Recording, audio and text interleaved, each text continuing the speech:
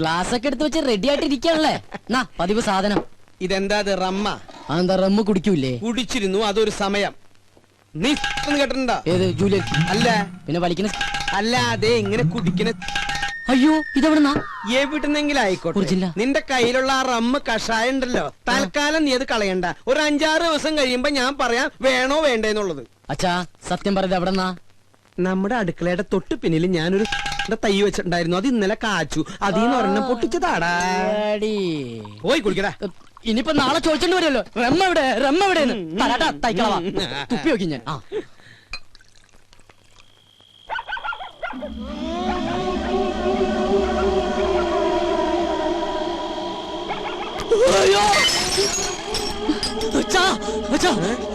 എന്റെ ബെഡ്റൂമിൽ ഒരു പ്രേതം. പ്രേതോ?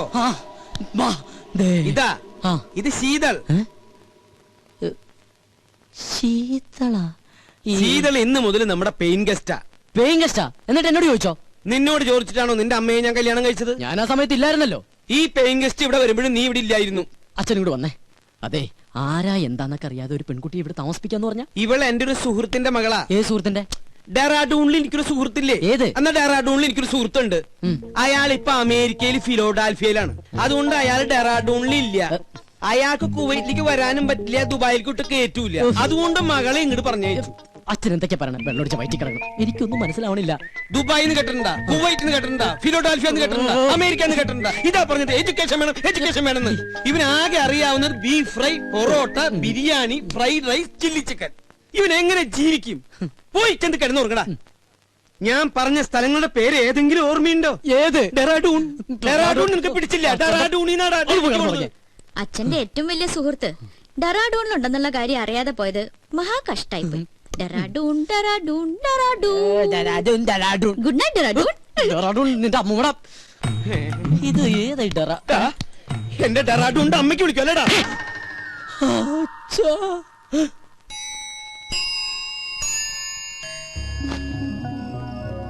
എന്നാലും ഞാൻ അറിയാതെ അച്ഛൻ അവിടെ ഡെറാഡൂണിലൊരു ഫ്രണ്ട്. അവൾ ആരായിരിക്കും? ഇനി അച്ഛന്റെ അബദ്ധത്തിൽ വല്ലതും ചോദിച്ചാലോ? അല്ലെങ്കിൽ വേണ്ട. എന്നാൽ അവൾ ആരാ നോക്കാം.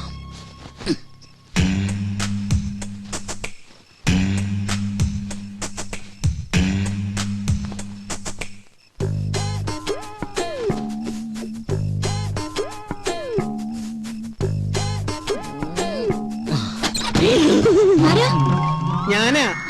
എന്താ ഒന്നുമില്ല, മോള് ഉറങ്ങിയോന്ന് നോക്കാൻ വന്നതാ. ഞാൻ കിടക്കാൻ പോവായിരുന്നു. ആ കൊതുക് തിരി കടിക്കണ്ടെങ്കിൽ കൊതുക് കത്തിച്ചു വെച്ചോളൂട്ടോ. ശരി അങ്കിൾ, ഗുഡ് നൈറ്റ്. ആ ഗുഡ് നൈറ്റ്. കൊതുക് കത്തിച്ചു വെക്കാൻ നിനക്ക് എന്താ തലയ്ക്ക് പ്രാന്തായ? പെമ്പിള്ളേര് കിടക്കണ റൂമിൽ വന്ന് എത്തി നോക്കണതേ അത്ര നല്ല ശീലമൊന്നുമല്ല. ഡെറാഡൂണിൽ പോലുമില്ല ഇത്ര വൃത്തിയായിട്ടവന്മാര്. ഡെറാഡൂണിനെ പറ്റി ആരെങ്കിലും എന്തെങ്കിലും പറഞ്ഞോ?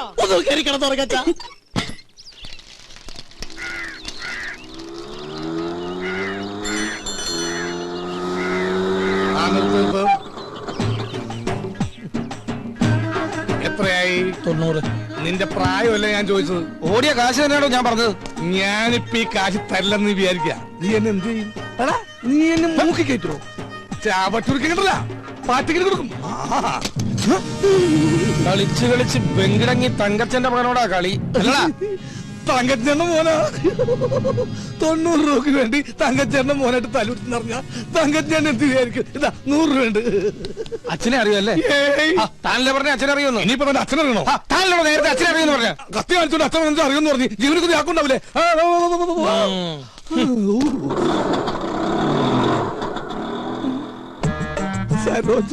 വൈദ്യണ്ണ,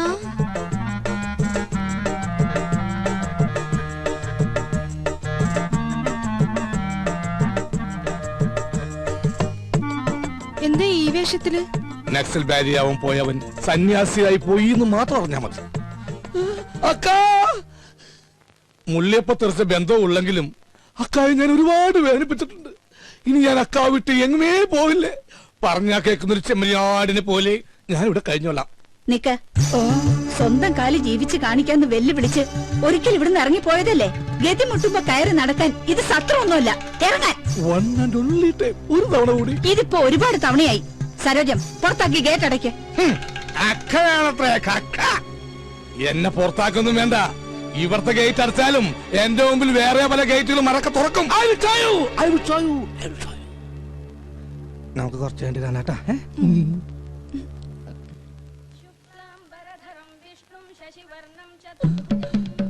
അളിയ എന്നോട് ക്ഷമിക്കണം അളിയ. അളിയന്റെ പാതാരവിന്ദങ്ങളിൽ ഞാൻ തൊട്ട് നമസ്കരിച്ചോട്ടെ. എനിക്കിപ്പോഴാ മനസ്സിലായത് അളിയൻ എന്തുകൊണ്ടാ എന്റെ പെങ്ങളെ ഉപേക്ഷിച്ചതെന്ന്. അളിയൻ ദൈവമാണ് അളിയാ, ദൈവം. താനെപ്പോഴാടോ വൈദി സന്യാസിയായത്? കയ്യിലുള്ള കാശ് മുഴുവൻ തീർന്നപ്പോ ഞാനങ്ങനെ ഓട്ടോമാറ്റിക്കായിട്ട് ആയിപ്പോയതാണ്. ഈ സന്യാസം നമുക്ക് തന്നെ പണിയില്ല അളിയ. പെണ്ണും കെട്ടി 2 പിള്ളേരൊക്കെ ആയിട്ട് വൈകുന്നേരം പോകുമ്പോ 2 പെഗും വിട്ടിരിക്കണ അതിന്റെ രസം എന്നൊക്കെ ആൾക്കാർ പറയുന്നു. എനിക്ക് അതിലൊന്നും വിശ്വാസമില്ല. സർ ചായ. ഓ ഇത് ഞാൻ തന്നെയാടോ. ആട്ടെ, എന്താ തന്റെ ഉദ്ദേശം? എനിക്ക് വേണമെങ്കിൽ പെങ്ങളുടെ കൂടെ ജീവിക്കുക. പക്ഷെ എനിക്കൊരു വാശി, ഇനിയുള്ള കാലം സ്നേഹസമ്പന്നനായ അളിയന്റെ കൂടെ ജീവിക്കണമെന്ന്. അയ്യോ, വെറുതെ വേണ്ട. അളിയൻ പറയുന്നത് കേട്ട് അച്ചടക്കമുള്ള ഊർജ്ജസ്വലനായ ഒരു ഗുമസ്തനായിട്ട്, അല്ലെങ്കിൽ വേണ്ട ഒരു ഡ്രൈവറായിട്ട്. മുമ്പ് ഒരിക്കൽ ഇവിടെ നിന്നതിന്റെ സാർ അനുഭവിച്ചതാ. ഏയ്, ഗതി കെട്ടിട്ട് വന്നതല്ലടോ, നിന്നോട്ടെ. നിൽക്കുന്നതൊക്കെ കൊള്ളാം. എന്റെ സ്വഭാവവും ശീലങ്ങളും ഒക്കെ അറിയാവല്ലോ. അളിയൻ വരക്കണ വരയെന്ന് 1 ഇഞ്ച് ഞാൻ മാറൂല. എന്നാ തനിക്ക് കൊള്ളാം. ഓ, താങ്ക് യു വെരി മച്ച് അളിയാ. അയ്യോ, ചായ. ഓ ചായ താൻ കുടിച്ചോ. എടോ, നിനക്ക് ഞാൻ വെച്ചിട്ടുണ്ടേ.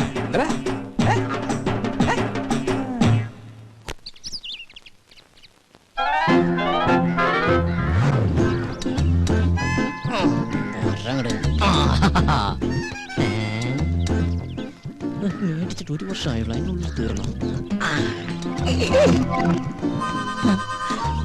എന്തൊരു ചൂടാ ഇവിടെയൊക്കെ. എന്താ കുസ്തി പിടിച്ച് മതില് മറിച്ചിടണ്ട. പേസ്റ്റ് ഇതെവിടെന്നാ? ഇതെന്റെ, അല്ലാതെ ഈ വീട്ടിൽ എവിടുന്ന പേസ്റ്റ്? പേസ്റ്റിൽ അഞ്ഞിട്ടൊന്നും അല്ല. ഒരു സാധനം മേടിച്ചു കഴിഞ്ഞാൽ തീരുന്നവരെ മാക്സിമം യൂട്ടിലൈസ് ചെയ്യാന്നുള്ളത് ഞങ്ങളുടെ ഒരു ശീലമാണ്. അല്ലാതെ ഇല്ല ഞെട്ടല്ല. അച്ഛാ, 1200 ഗ്രാമിന്റെ പൊട്ടിക്കാത്ത പേസ്റ്റിംഗ് എടുത്തേ. പല്ല് വയ്ക്കുന്ന ഫാമിലിയാണെന്ന് അറിയട്ടെ. കൂടുതൽ ഇടിക്കല്ലേ. എങ്ങനെ ചിരിക്കാതിരിക്കും? 1200 ഗ്രാമിന്റെ പേസ്റ്റ് ഇല്ലാന്ന് ഏത് പൊട്ടിക്കും അറിയാം. ഓഹോ, അപ്പൊ മനസ്സിലായല്ലേ. കൂടുതൽ ഡയലോഗ് അടിക്കാതെ പല്ലിയേക്ക്.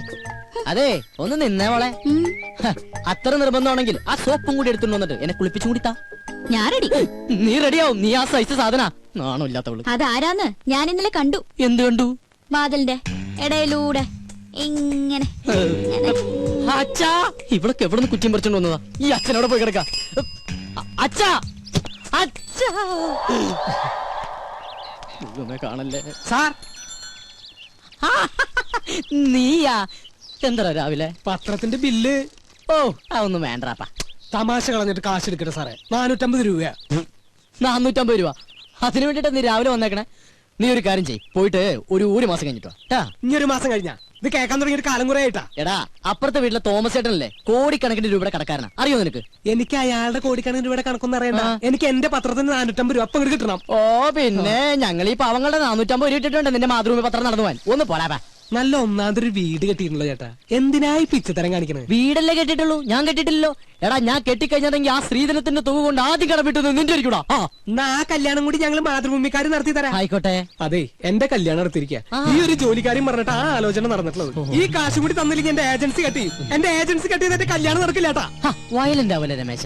നീ ഒരു കാര്യം ചെയ്യ്, നീ അതവരെ പറഞ്ഞ് മനസ്സിലാക്ക. ആരെ പെൺവീട്ടുകാരെ? അല്ലട, പത്രക്കാരെ.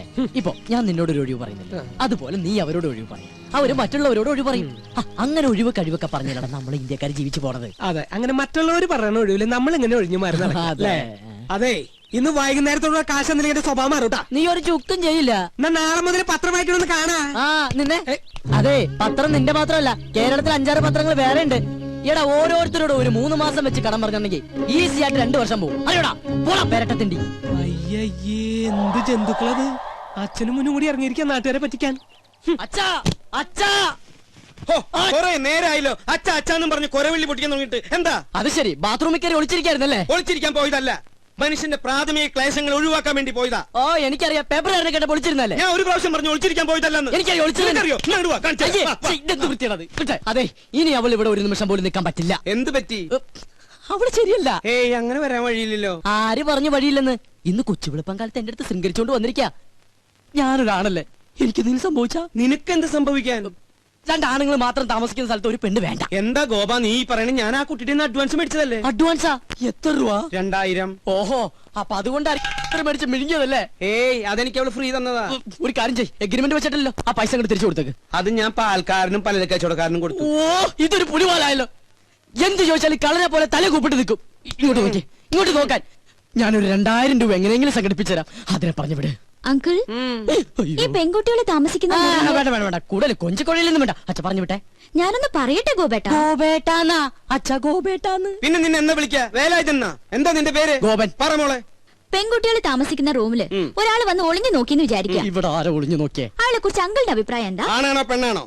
ആണാണെന്ന് തോന്നുന്നു. എങ്കിൽ അവൻ ആണും പെണ്ണും കെട്ടവനും സംസ്കാരമില്ലാത്തവനും ആവാസനും തന്തയില്ലാത്തവനുമാണ്. അച്ഛാ, സത്യം പറയാലോ അങ്കിൾ, അങ്ങനെ ഒരു അനുഭവം ഹോട്ടലിൽ വെച്ചുണ്ടായതുകൊണ്ടാ ഞാൻ ഇങ്ങനെ ഒരു സ്ഥലം തേടി വന്നത്. ഇവിടെ ഞാൻ സേഫാ. എനിക്ക് സമാധാനായി. അങ്കിളിന്റെ മുഖം കണ്ടാൽ അറിയാം അങ്കിൾ ഒരു ഇന്നസെന്റ് ആണെന്ന്. ഇങ്ങനെ ഒരു അച്ഛനെ കിട്ടിയത് ഗോപന്റെ ഭാഗ്യാ. എന്റെ ഈശ്വരാ, ഇത് ഞാൻ പലപ്പോഴും നിന്നോട് പറയണമെന്ന് വിചാരിച്ചതാ. പക്ഷേ അന്നൊക്കെ ഞാനത് കൺട്രോൾ ചെയ്തു. അയ്യോ, ഇന്ന് ശീതളിൽ നിന്നും ഈ വാക്കുകൾ അറന്നു വീണപ്പോ എന്റെ ക്ലേശമൊക്കെ മാറി. മോള് സമാധാനായിട്ട് അകത്തേക്ക് പോയിക്കോ. ഒടുക്കത്തൊരു ക്ലാസ്. അച്ഛാ, അച്ഛാ, അച്ഛാ, ബഹുത്ത് അച്ഛാ. നിങ്ങളുടെ അമ്മയുടെ അച്ഛൻ. എടി മൂദേവി. ഓ ദൈവം, എന്റെ മാനം കപ്പലേറി.